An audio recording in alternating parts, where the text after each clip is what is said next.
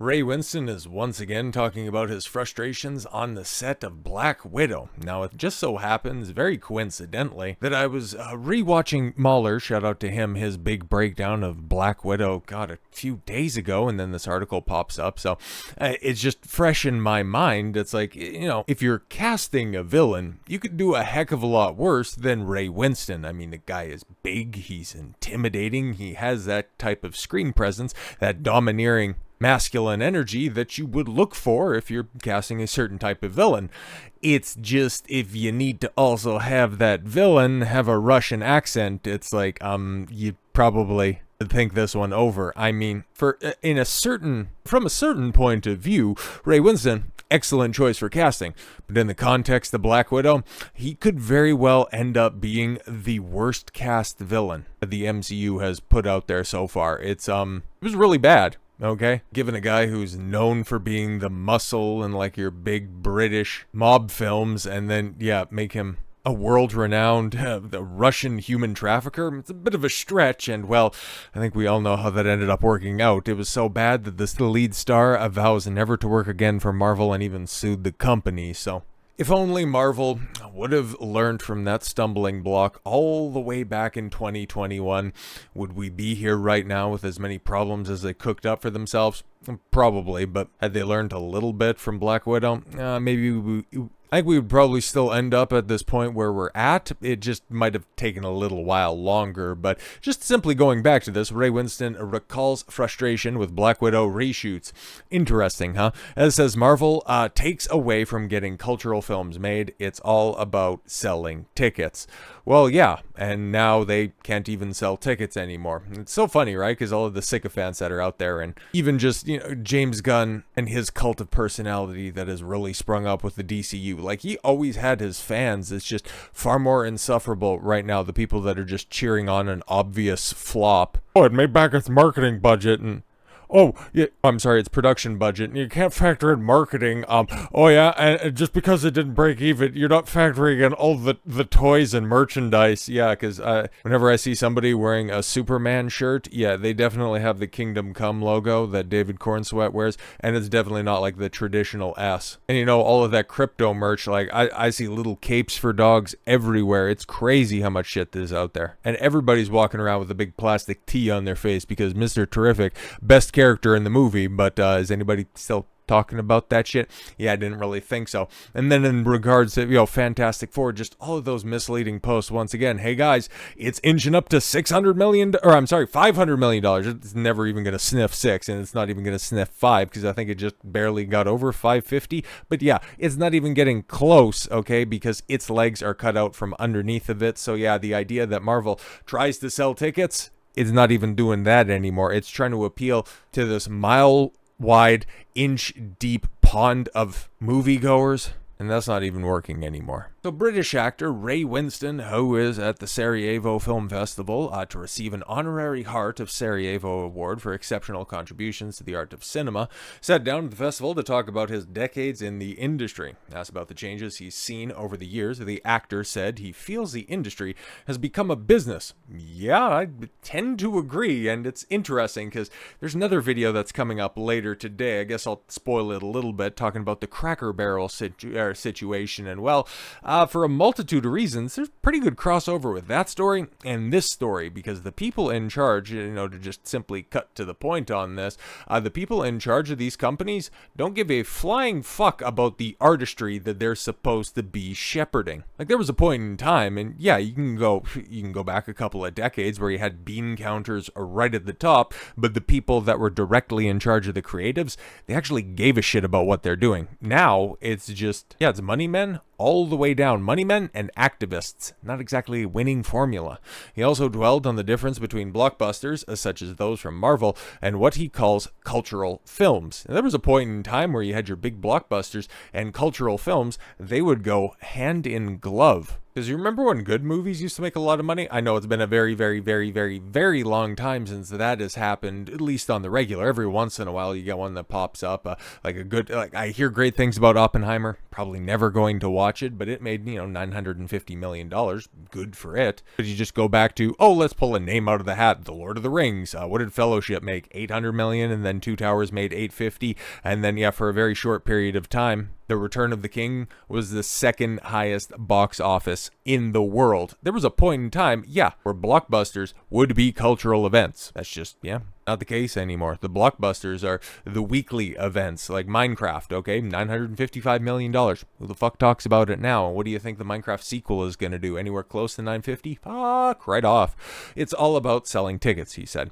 We see what's happening with Hollywood, with Marvel, and all that kind of stuff. There's room for it, and it's fun, and it takes away from getting cultural films made, which are best for the actors and really good acting parts. It's getting more and more difficult to do that. I kind of disagree, because there is an opportunity in those Marvel films for, actors to do really great acting. And if these weren't films written by idiots in crayon, there could be compelling parts for distinguished actors. That's what brought them all on to begin with, okay? Because the Iron Man story, the first one, that was tailor-made for RDJ, but he knocked it out the park, and he had great material. Most of it he had to make up on the fly, but there was good material there. The Avengers as well, the first one, the best one. Then even with a lot of the Cap stuff, like Chris Evans goes on quite a good arc in those first 3 phases, but I digress. In general, especially right now, it's just all written by a bunch of untalented, unprepared hacks. So I understand. Do you think you're going to get a better performance, or there's going to be more tantalizing material in, Thunderbolts or weapons, okay? But yes, it's getting more and more difficult to do that. If you're not on social media now, they might not even consider you for a movie because they want a fan base to come with that. Oh shit, because we heard that. I think that it's been rumored for a while, but I think it was confirmed earlier this year that a lot of casting agents basically plot their moves in regards to how many followers you have on Instagram or Twitter. I'm pretty sure it was on Instagram. Hence why Zendaya gets cast for so many things. But Winston also briefly recalled his own Marvel experience shooting 2021's Black Widow. But then again, his work on that stretches back to 2018. I think that was when that film first went into production, but I digress. Which he played the villain Dreykov. Oh god, I worked with this amazing director, Kate Shortland. Oh yeah, she's the one that left because she couldn't direct the action scenes, and that was once again another big sign that the MCU formula is a little bit flawed. And we worked on what my character was going to be. He was he was a PDF. Wow, running around all these girls, and they'd become Black Widows. We used to get applauded on set. It was probably the best thing I've done in a really long time. Because that's a really detestable villain, and even like I said, I just recently watched a review for this. It's okay, cool, you got this one guy lording over a ton of femme fatales, a bunch of female assassins. He's got hundreds at his control, but there's not even an inkling that he's dipping his wick in the company ink. It's there's an obvious connection to be made there, because he's also an overt, and especially with the final script and how it was finalized, he's an overt misogynist, so you got to think that there would have been something in there. But do you have to go all the way to, like a kitty diddler? I was I guess if you want to make him extra despicable, but all right, okay. And then I come home after finishing the job, and I get the call saying that we need to do some reshoots. He continued, and I say, how many scenes? Kate says, all of them. Oh, so I should I'm sorry. I said she should recast the role, but I was contracted, so I had to do it. I go back and get my hair done, all nice. I got my hair done, but he put me in a suit, and I couldn't do it. It's already done it. I thought, I'm not doing it now. I've done it. That's how it's going to be done. That's rejection, and that's nothing worse than doing something, leaving it on the floor, then being told it's not right. Winston just happens to be one of the more vocal critics of the current Marvel formula. And it's so funny how earlier this week, Nia DaCosta finally broke her silence about, we didn't have a solid script for the Marvels, but then again, you take a look at who wrote that script, and it's snitching on yourself a little bit there, Nia. Really have big hopes for Bone Temple there. Is either you're going to get credit for Alex Garland's script if the film manages, if it exceeds beyond hope, or you're going to get blamed because you couldn't handle a script that you said was really solid. So good job on that one. But I'm really wondering, now that we have Avengers Doomsday on the horizon, how we're going to have a whole host of egos, a whole host of legacy characters that were there in the early stages of Marvel and obviously have seen themselves all the way through the entire MCU, as well as, some people who are more accustomed to how Marvel does their business post-Endgame. But then again, how is their temperament, how is their ability to work within the Marvel system going to rub up against, like your legacy X-Men characters? How is that all going to work out? Well, many cast members for Avengers Doomsday have reportedly wrapped filming, because we also heard that Pedro Pascal, I think like a week or two ago, like Mr. Fantastic, he's already done. It's like, I beg your pardon, the big bad, and apparently, the main character of Doomsday is Doctor Doom, and you're telling me that all of the Reed Richards stuff, those two characters who are inexorably tied together, Mr. Fantastic's already done. What exactly were we doing out here? Oh, but don't worry, they will return for reshoots as Marvel Studios is still writing the script. What the fuck? This thing has been in development, in production, okay? Because they kicked it off, that was the lasting image after that stupid 5.5 hour long fucking chair stream. Oh, Marvel Avengers Doomsday is now in production back in fucking May. They still don't have a script. They are anticipating full and extensive reshoots. You still think, okay, the one delay moving from May to December of next year, you think that's going to be the last one? Well, you take a look at this, because according to other people who have some insight to the set, according to stupid John Roca, but several other people have come forward to also corroborate this. Who is he as the first to scoop? Yeah, Hulk and Punisher on his Spider-Man Brand New Day. No, he wasn't. Two actors got into a fight on the set of Avengers Doomsday, and that could potentially kick off some script reshooting and some reshuffling around if it's big enough actors who don't want to work together, or they don't like the direction of their characters and how it's working out so far. And then moving along to somebody who's actually in the movie, one of the holdovers from years gone by, Alan Cumming's Nightcrawler,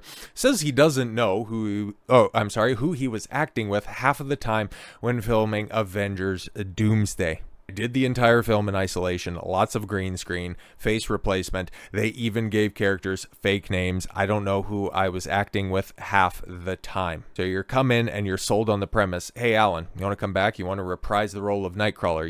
You knocked it out the park with X2, Christ almighty, over 20 years ago at this point in time. You want to run it back one more time, you get a nice paycheck, and you get to reprise a role that you are arguably most known for. You want to do that? That would be fun. Okay, cool. You're not going to be anything like you are, and you're not going to know who you're going to be in scenes with. When the Russo brothers were talking about making sure that leaks don't get out there in regards to Avengers Doomsday, apparently the only people that they were keeping in the dark are the fucking actors. How does this properly translate to a good performance? How does this translate to other actors that are out there that see shit like this, just how covert all of your filming tricks are? Oh, you can come in, you can get a paycheck, and then after the reboot with Secret Wars, it's going to be a diminished paycheck, but you can just, act your heart out in basically a green room with a bunch of stand-ins and tennis balls. How are you going to be able to deliver the best performance? Because there's somebody else who's going to be a part of Avengers Doomsday who has been through this before and had a fucking breakdown because of this travesty. Now listen, I'm a somewhat marginally sized fan of the Hobbit movies. I think that they're really bad, but there's also some stuff that I can draw out from them that I think is pretty good.